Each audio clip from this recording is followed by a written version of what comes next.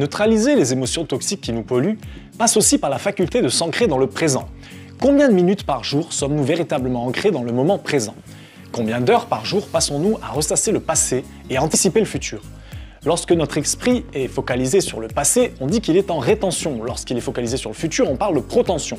Le problème, c'est que nous passons la majeure partie de notre temps entre rétention et protension, en étant au final très peu dans le présent.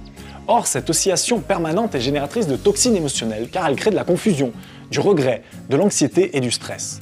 Ce va-et-vient permanent entre passé et futur pollue notre expérience du présent, lequel passe à la trappe. C'est fort dommage car c'est uniquement dans le présent que l'on peut vivre pleinement les choses, c'est uniquement dans le moment présent que l'on trouve la sérénité, l'enchantement et la complétude. Le succès mondial de la méditation de pleine conscience vient de cette nécessité d'ancrage temporel.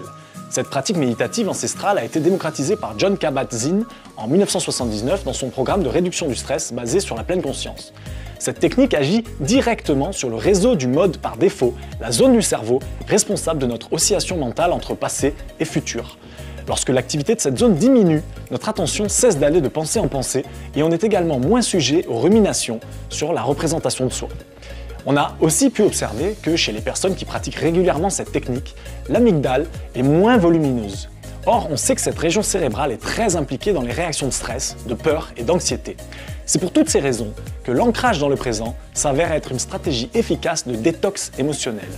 Et le gros avantage, c'est que tout le monde peut l'intégrer à sa vie quotidienne, grâce notamment à la pratique régulière de la pleine conscience.